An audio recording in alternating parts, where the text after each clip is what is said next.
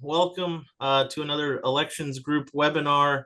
I am TJ. I'm the Director of Partnerships at the Elections Group. For anybody who is joining us for the first time, the Elections Group is a nonpartisan election administration consulting firm that partners with state and local election officials to implement new programs and improve processes for voters and other stakeholders. We're a team of election experts supporting election professionals through collaboration, thought leadership, and elevating best practices. Everybody at the Elections Group has worked at an elections office, so we know firsthand the challenges that state and local election officials face, and we use our real world experience to help folks solve challenges. I am super excited today to be joined by Bill Gates, who is the director of the Mechanics of Democracy Laboratory at Arizona State University and a former Maricopa County, Arizona supervisor, not Commissioner Bill. I got that. I've got Diana Bowman, who's a professor at the Sandra Day O'Connor College of Law, Tanya Wickman, who's the director of elections for Defiance County, Ohio, and finally, last but not least, Noah Prates, who's the president of the Elections Group. I'll start with Bill just for a quick intro that goes beyond what I gave. Bill, go ahead. Yeah, no, thanks for having me. Thrilled to be a part of this. A big fan of the work that you guys do with the Elections Group. And like TJ said, I am recently ended my term on the Board of Supervisors at Maricopa County and now the director of the Arizona State University Mechanics of Democracy Laboratory. And we're training the next generation of elections officials, and also we're convening current election officials. We've had 3 convenings already, great discussions about how to improve elections and support the elections officials out there, and as well as providing support and resources to them. And really excited about the development within Mechanics of Democracy Laboratory of the AI and Elections Clinic, and look forward to talking about that a lot more today. So thanks, TJ. Perfect. Let's go to Diana. Good morning, good afternoon, everybody. Thank you so much for having me on this program today. I'm really excited about the discussion that we're going to have. My background is in science and law, and for the last 20 years, I've worked on the governance of emerging technologies at a global but also a national level. AI is one of the technologies I'm currently working on, and that is in context within the university and also with stakeholders in our community in terms of how do we bring AI into our entities and how do we use it in a responsible way that allows us to utilize the power of this new technology while minimizing the downsides of it. And obviously, AI and elections are a very hot topic at the moment. I am an Australian. We're about to go into our own federal election, so I'm watching this space very closely. Thank you. Tanya? I am just fortunate enough to be the guinea pig for this group. Being a small county, they reached out to see what we could use things for. We have spent the last year being trained to be afraid of AI as an election official, what to watch for, what to make sure doesn't get used against us. But they are giving us the opportunity here today to see what we can use AI for us, which would be a great tool. Time is of essence to any election official, and I think this is a great program heading in the right direction for all of us. Amazing. All right, Noah.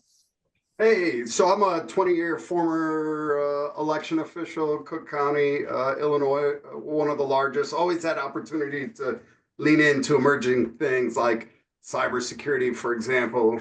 2 years ago, one of our guys on the team, Mike Sussex, said, hey, this AI thing is really cool. And he spent some time kicking around some of the problems that we've got using tools. And we thought, man, this is really going to be a cutting edge opportunity for us. And so in the intervening years, my co-founder, Jennifer Morell, has been on the Aspen Digital AI committee. At the Elections Group, we published a few documents, which we'll put into chat around both the risks of AI that we worked on with Brennan, but Katie Peters helped us build a big report about, a 101, how it works and how it can possibly be used for good. Most recently, and on point here, I was part of Arizona Secretary of State Fontes's Artificial Intelligence and Election Security Advisory Committee, where a bunch of people who are really awesome, and somehow I ended up on it, got to dig into the promises, importantly, and some of the perils of AI. And one of the main recommendations was to really lean into the efficiency gains that might be achieved. And that's why I can't wait to hear more from Bill today and Diana and their exciting stuff at ASU, and to help try to think about some of Tanya's problems.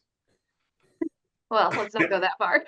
Not all of them, but And TJ, if I can just follow Yeah. on what Noah said there, I mean, that's why we're here right now, was because of that committee of Secretary Fontes. One of the main recommendations of that committee was that an AI and elections clinic be established at a large university.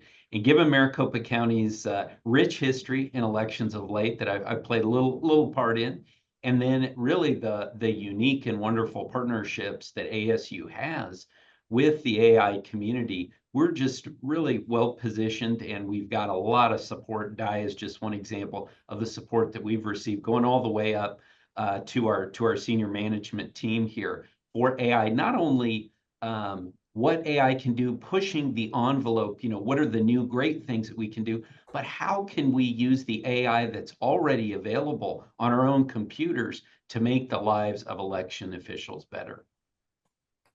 Amazing, amazing. Well, I think I'm gonna turn primarily to Diana to start, but I'm happy to have anybody jump in. Diana, you mentioned you're an legal expert in emerging technologies. Obviously, AI is an emerging technology that everybody's excited about. Maybe not everybody's excited about, but you're either excited or you're cautious or you're some version of both. How do you balance that excitement and caution when it comes to experimenting with new tech, especially in high stakes fields like elections, where you do have special considerations that you have to make? Certainly. So I just want to level set a little bit on that question.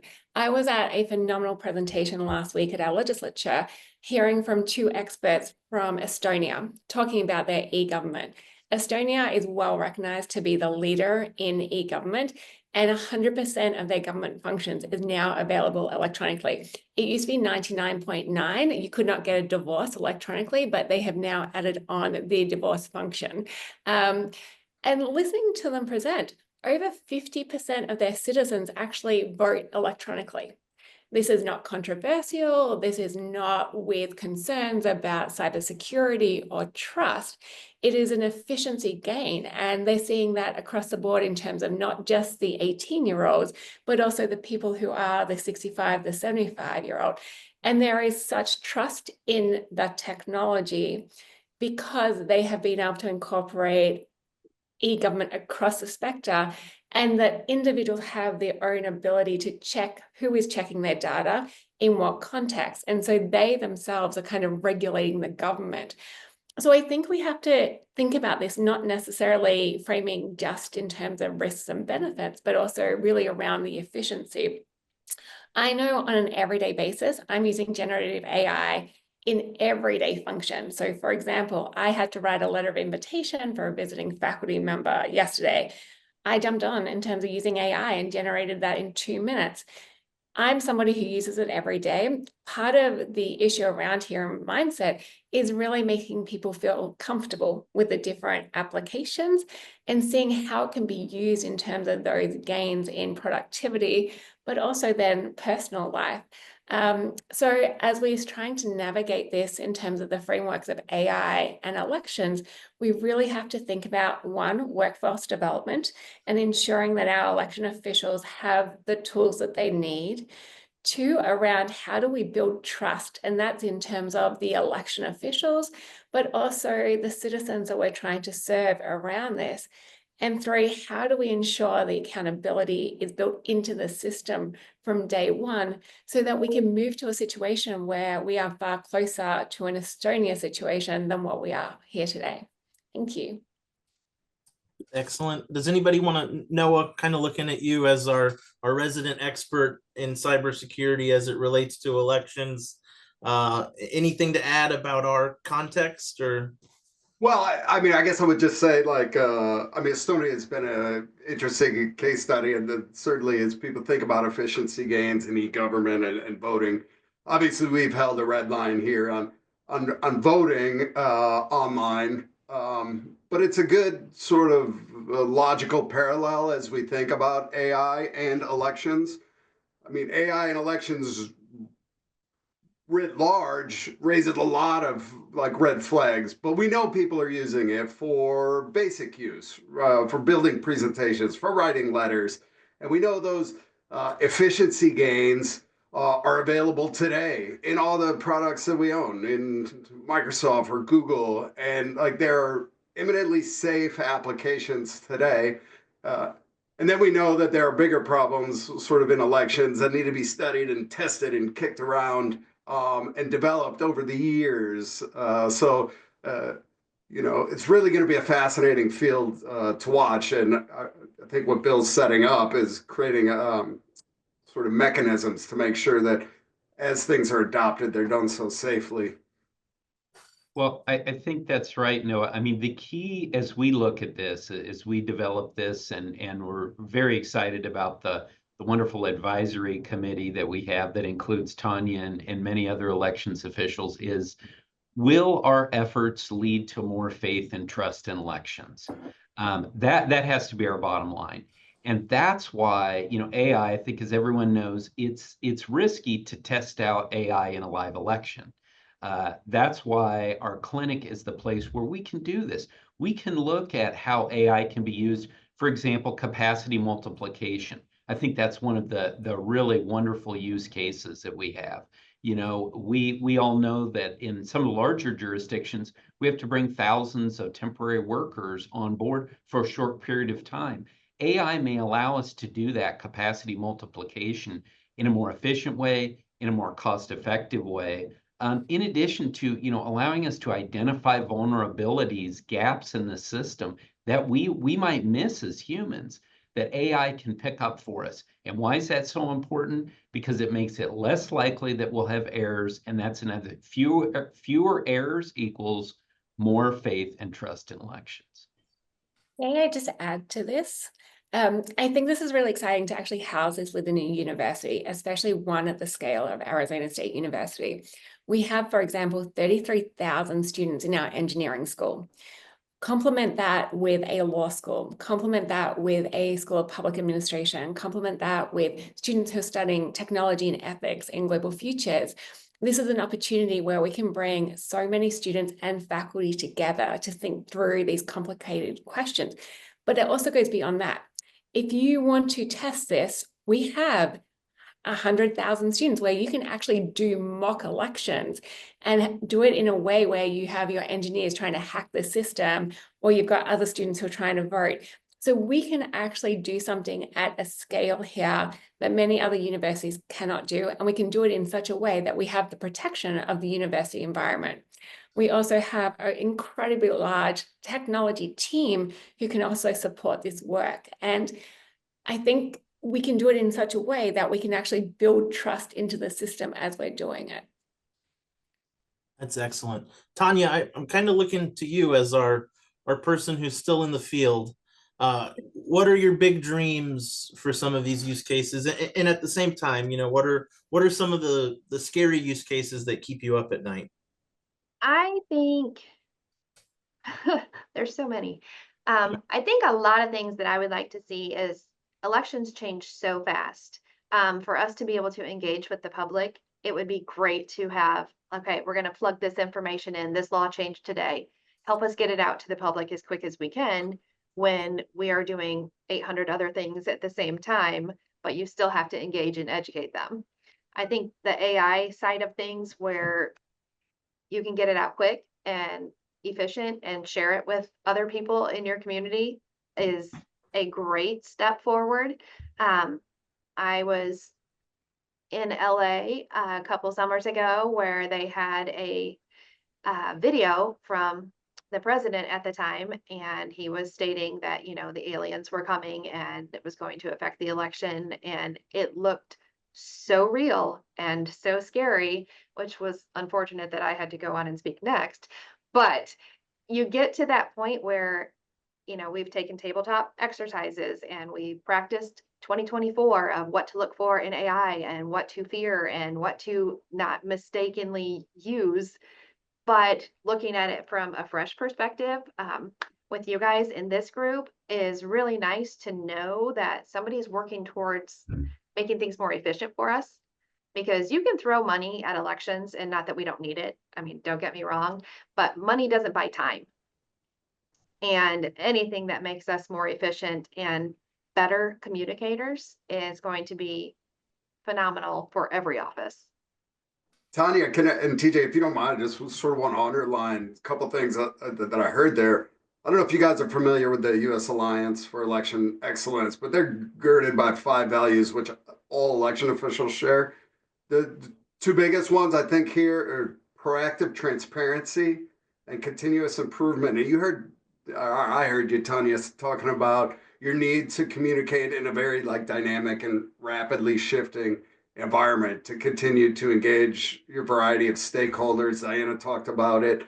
These are easy uses today. I remember when I kind of came to Bill and I said, Bill, read this 30-page thing I wrote up about an idea. I know we've been talking about this lab. And about a week later, I said, Bill, did you read that yet? Oh, I haven't gotten to it. A little TLDR. Too long, didn't read. So I took the 30 pages, dropped it into ChatGPT, said, make me an outline. 10 seconds later, it produced an outline. I made one adjustment to it and I said, Microsoft, Copilot, make me a slideshow. 8 minutes later, there was a slideshow, 30-page deck. Now, it had images of German ballots, which wasn't appropriate. So, it's robots plus humans, made a few changes.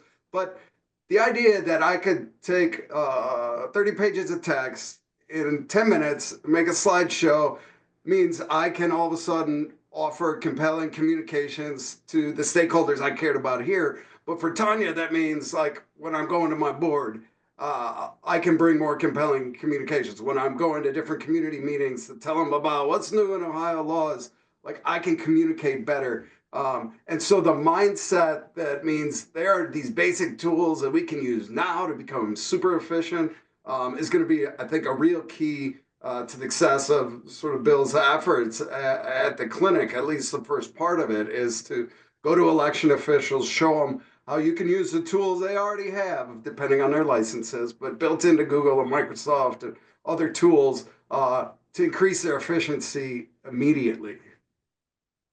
And I want to call attention to the Q&A. If anybody in the audience has a question that they want to ask, throughout this, we'll get to those. The question that I see in the chat, which we're going to address right now, is, I think some of our conversation, and this person, I think, correctly notes, it assumes a level of knowledge about specifics, right? We're talking about, oh, this is going to make this thing better, this is going to make that thing better.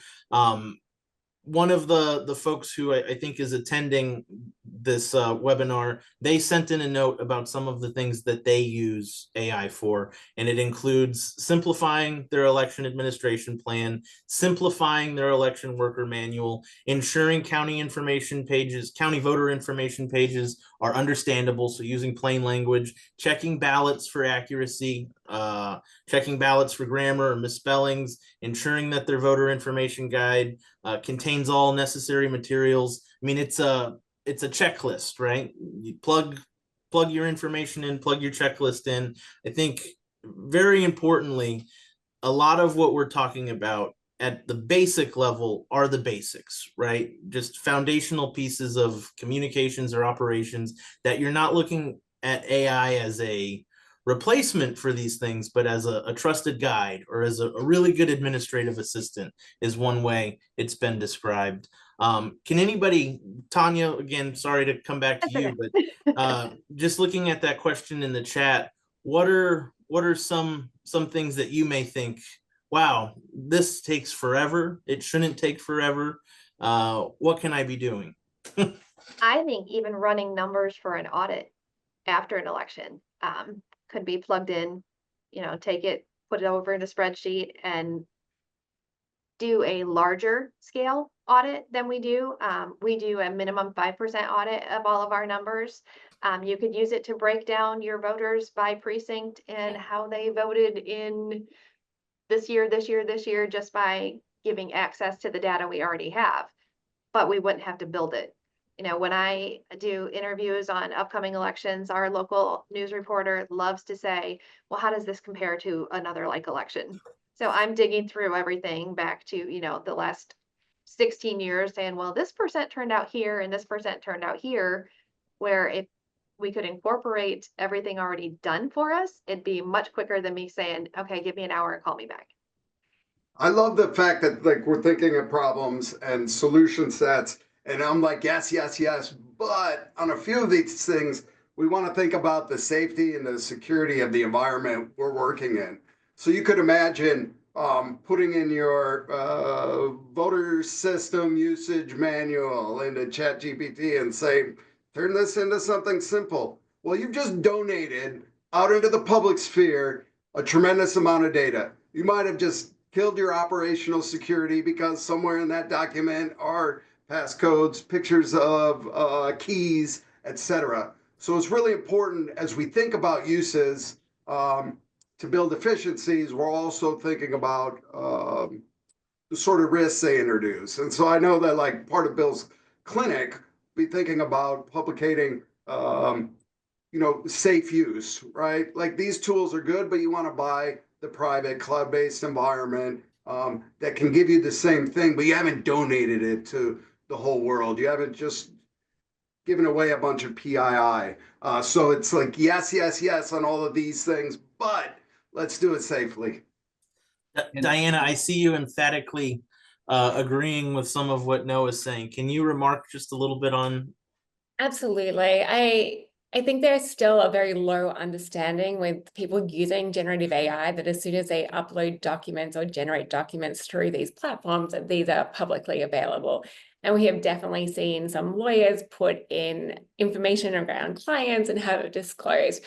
And I think this also comes back to why a university environment is really powerful here. So I know here at ASU, we actually are building our own LLMs, large language models, that are fenced within the ASU community. They do not get disclosed to the world at large, so that we can do this in-house and ensure that that intellectual property and whatever is generated is kept with the researcher, with the lab. Now, there's not a lot of entities out there that have those protections, those firewalls already built into them. So we know that whatever Bill and his team do will actually be ringed off. And that's pretty powerful when you're talking to your constituents about what you're doing in order to build that trust straight away. So knowledge about where information goes and what happens to that information is really powerful in this conversation. Two, they pointed out in one of our meetings that we had the average age for most of election officials that are women, where I fall into that category of I didn't grow up with all of this. So the education part of what, like you're saying, what is safe and what isn't safe, this gives us a space where we can learn without making those mistakes just because we don't know how it all works. Bill, anything to add there? Kind of going around the room. Yeah, and I'm sorry, I just saw a question in here, if it'd be all right if I respond to it. Yeah, on the capacity multiplication, why that would lead to fewer people, you know, more efficiency and actually fewer staff. Imagine you have a call center, right? And they're taking calls on the issue du jour. In Maricopa County in our last election, the mail-in ballots got out late because we had two-card ballot for the first time since 2006. And so we were crushed in our call center, you know, 45-minute waits trying to respond to that. You can have the beauty of the chatbot is the chatbot can answer an infinite number of phone calls. But the key, as has been referenced here, is that you have good information, right? And that's one of the things we'll be focusing on, is how to train these chatbots with the right information without disclosing PII, as Noah mentioned. And so that's just one example, but you can imagine, you know, the people that are needed to prepare those PowerPoints that now can be prepared. with generative AI. And even generative AI can even automatically produce podcasts. So there's so many different ways that we could become more efficient, do more, and actually do it with less people, potentially. And that's part of what we're about, is testing all this out and seeing if we can make this work and still provide great service to our voters. I think about my experience, being in communications, and I'd spend a full day making up my Facebook posts or my Twitter posts, whatever. Again, viewing AI not as the thing that is going to replace somebody doing those things, but is going to assist creating the content, doing all of that. It would have been a tremendous time saver to have a strong start. And honestly, may have been done better.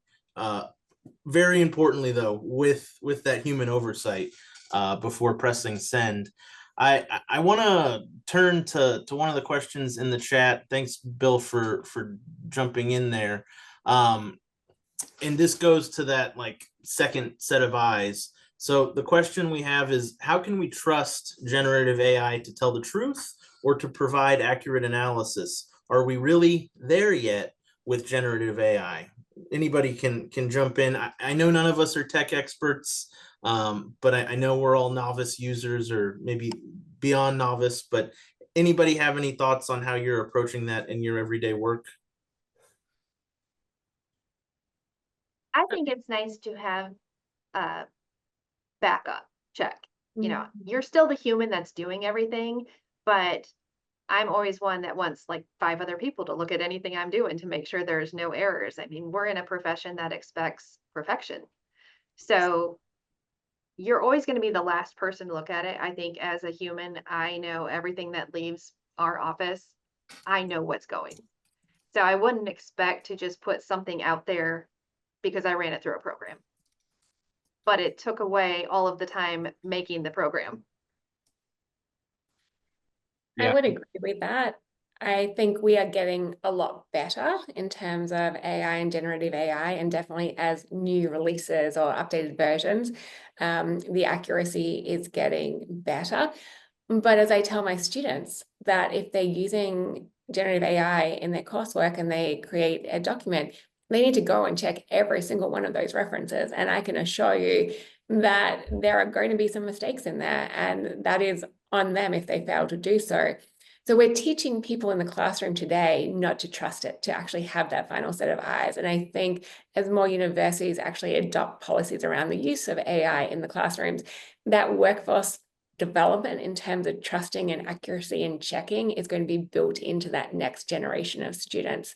And we also know that this is black box technology in terms of the algorithms. We do not know what information goes in, and we do not know, therefore, what biases are actually built in. And again, I think this is where Bill and the clinic is really important, is we can actually build this within ASU. We can then own the algorithms and know what we're putting in and what type of biases might already be built in, so that when we are looking to check and understand if there are hallucinations or not, we have a far better understanding of kind of that overall context, rather than just trusting a black box technology.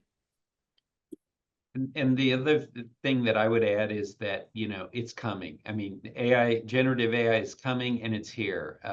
My plumber has an AI chatbot, that I had come out and take care of things at the Gates house the last week. Taco Bell, Wendy's, making billion-dollar investments in this. So this is here. So it's important for us to not be, again, we understand elections is not on the cutting edge. We don't want it to be on the cutting edge, but we also want to be, we feel like we're in the position now to really do that analysis to determine how it can improve this important work that's being done to support all of you. And it's real interesting too, because I think it doesn't matter whether you're in a small jurisdiction like Tanya, obviously with the small budgets, with the limited staff that do incredible work, the ability that this has, the force multiplier. And then you look at a large jurisdiction like Maricopa County, where I come from, where it's an incredible logistical challenge, where generative AI can look at that,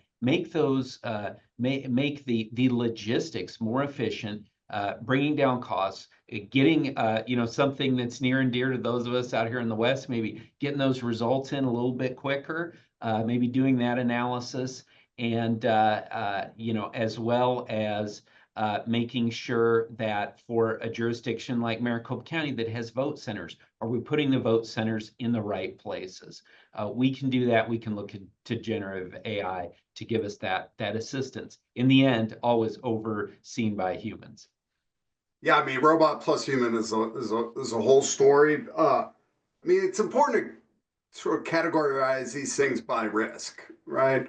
And writing a letter, putting out a cool communications package that has been reviewed by Tanya with her name on it is sort of relatively low risk, and its use is ubiquitous today. That's sort of in this green light category.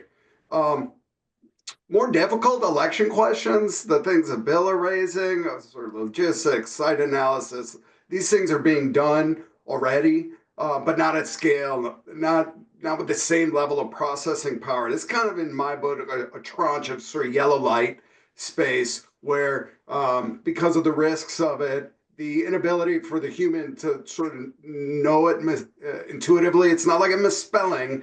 It's not like a German ballot that you see it, right? You got to dig in deep. That's sort of the yellow light use. This place is going to be a lot more circumspect about it. And then you got this sort of red light space where right now it's so black box. We have no idea what's going on, what it's doing. There is no trust at all to work with. Like, that's a space that's interesting to analyze. People are going to dabble in it. But creating a collaborative space at ASU means there's a forum. So places like election officials, tech companies, civil society, regulators, academics are sharing information, that there's a place that that collaboration continues. To me, it's what's most exciting because, as Bill, I think, pointed out, it's here, it's moving, people are using it, right? So let's figure out in our community, how do we use the safe stuff, the green light, how do we move that fast? The yellow light, how do we do it safely? The red light, like, how do we keep an eye on it? And I'm just excited to watch what happens at the clinic over the next few years. No, I really like that red light, green light, yellow light kind of framework. And I know that, Tanya, you have likely already been approached by vendors or technology providers who have promised efficiency gains as a result of AI within their systems.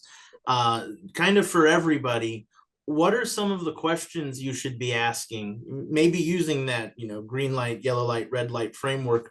What kind of questions should you be asking critically of folks who are, promising these efficiency gains? Anybody's free to jump. I mean, some of this is just basic, like the AI mouse. I mean, what are you gaining? Like, you pay an extra few bucks and it's pretty cool marketing, right? But what are you gaining? So some of it's just basic intuitive stuff. Is this really AI? Is this like adding efficiencies that are worth sort of paying for, and what risk is it introducing? I mean, there's some snake oil going on out there with this, and people just should pay attention to it. But the bottom line question always is, what's the value proposition? What's the return on investment? Before investing, it's sort of time, money, capital into it. What's my return here? Why should I do this?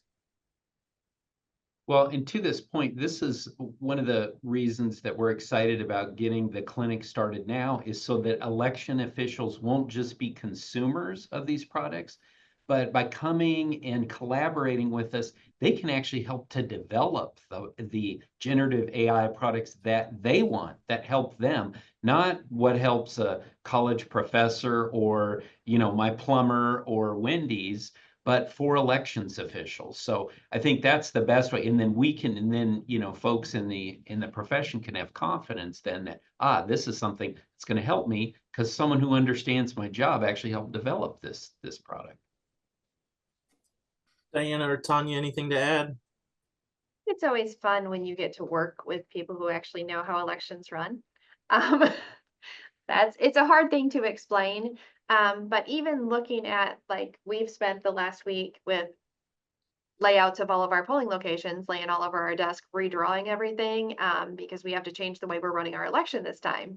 Where if I had all of this in a system, I could have AI say, okay, well, this many plugs will run here. You'll need this many extension cords. You'll need all of this, instead of us mapping out everything with a short period of time to make a quick change, which seems to happen a lot in elections anymore. Last minute changes or things that are thrown at you. Again, anything that could help you step forward without, again, crossing the red line, or, there's a gray area in elections of understanding what we can and can't do, where, access to a lab like this, where there's other election officials that have been through different situations to share, I think is just a huge opportunity for all of us to learn from each other too. Yes, I think there's such a power in the collaborative nature of the clinic, and there are going to be people who are sold AI applications that are literally, have no value proposition, and to be able to be in a safe space where you can actually share those experiences, learn from each other, what works, what doesn't work, to remove some of the risk is really exciting, and I think a huge value add in terms of what Bill and the clinic are going to provide. Amazing. Turning back to the Q&A function, we've got a question. I think this goes back, Diana, to your original mention of some of the e-government work. Their question here is, could you speak to how we might ensure the auditability of the AI systems themselves, especially given that many models are proprietary and opaque by design? So I think that gets into kind of what are those questions we should be asking, and how can, looking at the AI and elections clinic, how can it be an advocate for elections in asking those questions? I think this goes back to the point that Bill and Tonya have already made, is a real function of the clinic is actually not for the clinic and ASU to actually push out products that have no market, but rather work with people who are in the field and reverse engineer in terms of what we do. And so I see the clinic and I see ASU behind this as really being the party who can help, that can actually build the trusted products that are wanted in the market, so that they don't necessarily have to go to the vendors where you do have the black box technologies and you do not understand necessarily the algorithms or what the likelihood of hallucination is.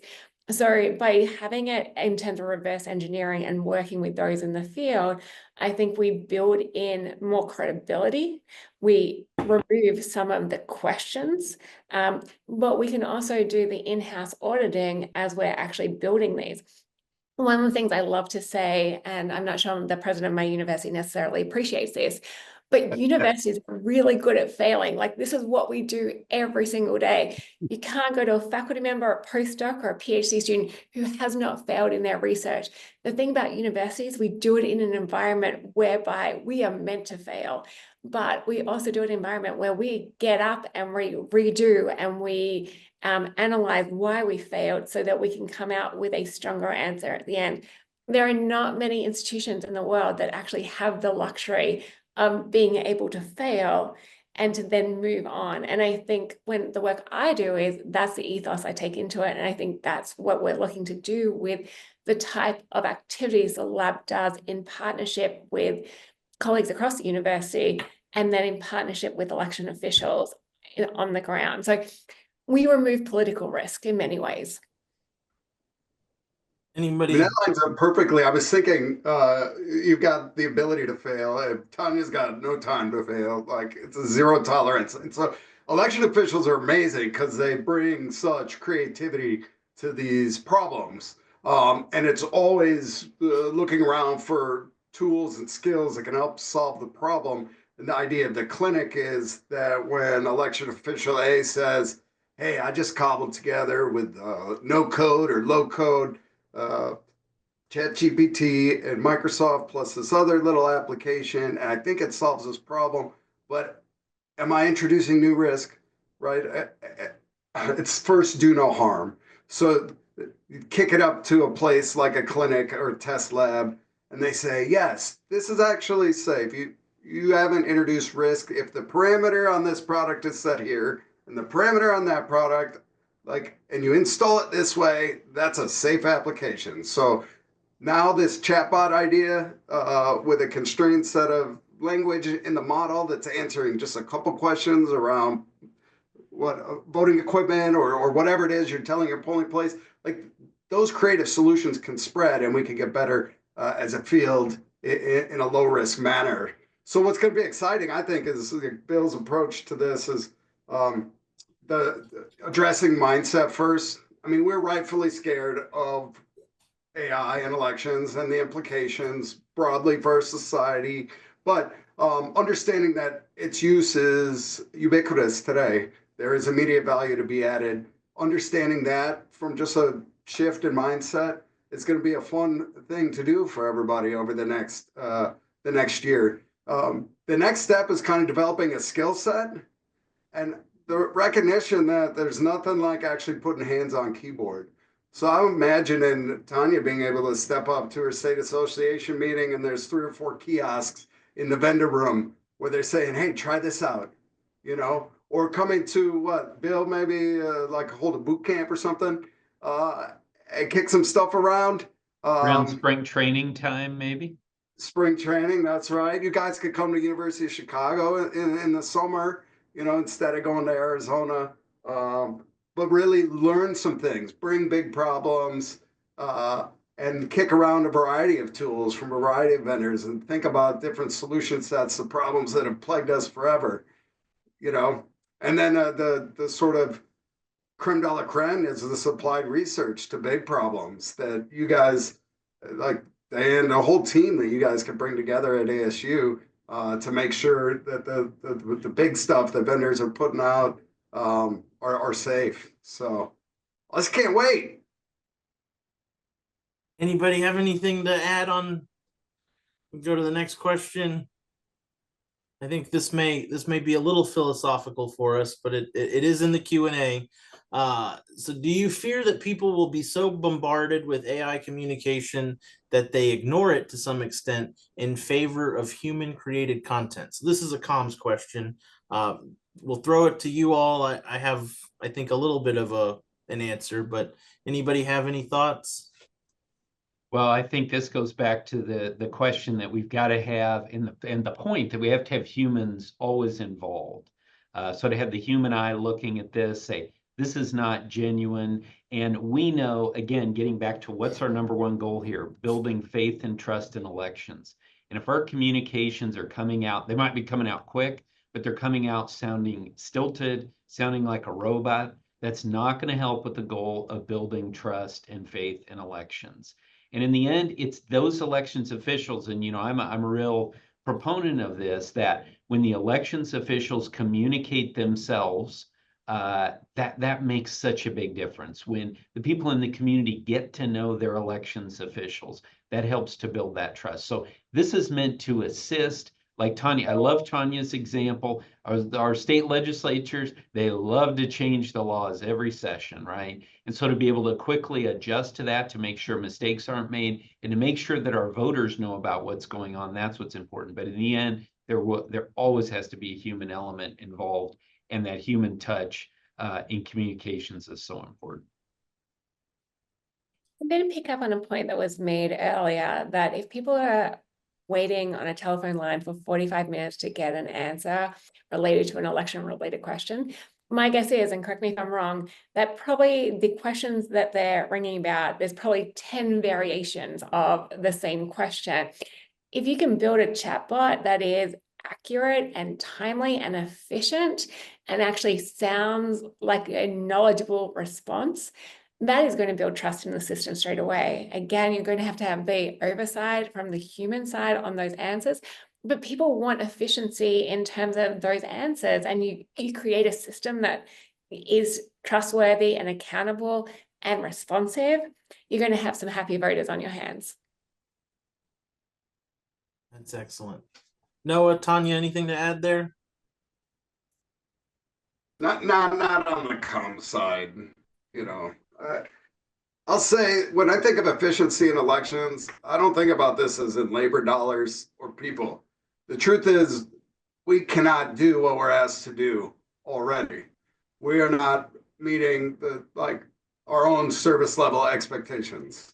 The idea that people would stand in line is not something that any of us want our voters to deal with, or wait on a call for 45 minutes. You build efficiencies to serve your voters. This is all about voter centricity, another U.S. Alliance value, but it's all about customer service in my mind. You meeting your stakeholders where they are, bringing them a higher caliber of service more quickly. And then I bet Tony's still got 15 hours of work to do that day, even if she saved an hour on a PowerPoint. That is true. When they first said, communicating through AI, my first thought was, oh, it'd be great if somebody would listen to me in general. But I think even if we are putting our own creative side to things, like my elections, we theme them so our poll workers have something different every time. And it's just like a silly little thing. This one we're doing, if I could turn back time, because we're reverting back to some things we used to do in the past, where I could plug my basic information into my training slides that I have for every election and have it produced for me. But no, I'll do that 15 hours worth of making sure it's good for them. And they enjoy it. But that's how, engaging with the public, it is still, you're talking as a human being. And I can put something out every day, just fact-based, but still on Friday, ask a question. Do you want to talk to us? Is there something you want to know? Let us answer personally. But I think you're still reaching more people by having more opportunity to send things out quicker. Excellent. I see another question in the Q&A. How do you address citizen concerns about AI, or how do you, forecast what some of those concerns will be? I know we've seen concerns from folks throughout the history of elections, and with the introduction of new technology, there will be concerns that come. Looking at anybody for an answer here, how do you begin to address those as they begin to come in? This is when there is an onus to actually go out into the community and be real, be human, have high touch, actually understand what those concerns are, not in some abstract form, but really go and listen to people and listen to different people from different backgrounds in different environments, so that you actually have a full appreciation, or a fuller appreciation of what the concerns are. And then you can start to think about your communication strategy. How do you ensure that you're getting the right information that they need to know to those people in a way that they can actually access it? Does that mean you need to have some of your communications in Spanish or a second language, so that you can ensure that they can digest it in such a way that it does accurately and timely address those concerns? But I can say I've worked on the governance of emerging technology for 20 years, everything from biotech to nanotech to quantum technologies. You are always going to have people who've got concerns about an emerging technology. You cannot presume that everybody is going to be working from the same base level of information. And that is why there's an onus on all of us to actually ensure we get good communication out to the people, especially those who are most concerned about an emerging technology such as AI. I think you expect concern with anything in elections anymore. And the only thing you can do is educate people. I know 3 years ago when I met Bill, I was very frustrated with the situation of how people approached elections. And then I realized they just were uneducated in how we do things. So producing the information that they need, talking to them, we're happy to walk through any process that we use in elections to explain how things are secure. So I think education has to be a huge portion of what's coming out of the lab. For me, if I were still running elections, I would draw the bright line. Like, we're not using this to tabulate votes, right? So put the things in a box that are in the safe box. And then I would bring it back to values, right? We believe in transparency, continuous improvement, preparedness, customer service, integrity. We're using a tool to be more transparent, to get better, to provide a better service level to our voters, right? to be more prepared. And if you ground it in the values that election officials share and send to their people, that helps people wrap their head around why you're doing it. And then you can talk about how, okay? And I think that makes it really relatable. So put it in a box. If it ain't touching, if it's the high risk place, red light, call it out. This is not about vote tabulation. This is about communications. This is about customer service, right? Preparedness, transparency, improvement. All Alliance values, by the way. Take a peek. And the only thing I would add is that I think that elections officials are as well positioned to have this conversation as anyone out there, right? Because elections officials have had to justify the processes more than really any other profession in this decade. And so this is just one more step. And like Noah said, making it clear, this is what we're considering using AI for, and this is what we absolutely do not use AI for. And yeah, I find it very ironic that I'm doing this work right now because just a few months ago, I was standing up at press conferences at Maricopa County insisting that we didn't use AI at Maricopa County. So I think we're good. I think we're good messengers to say, hey, we got through 2024. I mean, did any of us have a call in 24 where we didn't talk about AI generated deep fakes? You know, we got through that, and now it's time to look at this in a new way. And determine what those use cases are and how elections officials can be part of the solution in using AI to improve elections. That's an excellent segue to I think what will be our final chat question, which is there an AI chat box example that we could view or be shared with us later? Bill, looking to you as the director of the AI and Elections Clinic, what kind of opportunities can election officials be looking forward to engage with the clinic and do work related to AI and elections?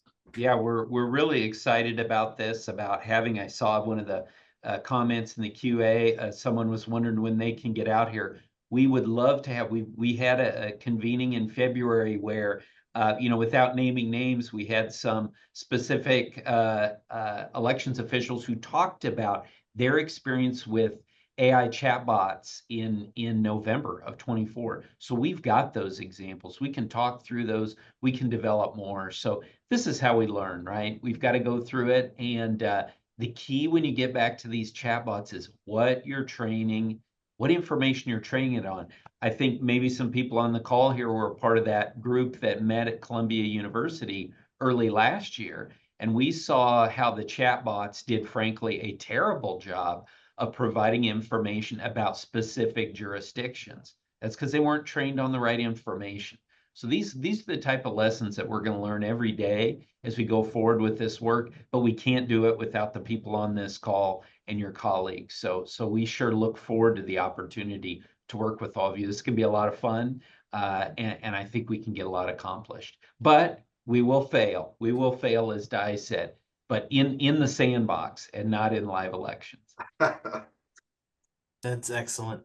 Yeah, I think, you know, Bill, thinking about your work at the AI and Elections Clinic, I think we're excited to be able to partner with you to bring election officials who have ideas so that they can, you know, use that fail-safe environment to go through ideas and to really get to the bottom of how they may consider using these tools. I think we're almost at the end. We've got about 5 minutes left. I want to give everybody between 30 seconds and a minute to give your outro, give your best sell on how to thoughtfully use AI, how to cautiously use AI, and how hopefully to work through the AI and Elections Clinic. So we'll go to Noah first. Well, you got tools available today to make your life easier. I mean, start there. Keep an open mind to the work that the clinic and others are doing to solve some of your bigger problems. But with a little bit of time, a little bit of training, you can save hours a week just using tools already available to you right now. Tanya?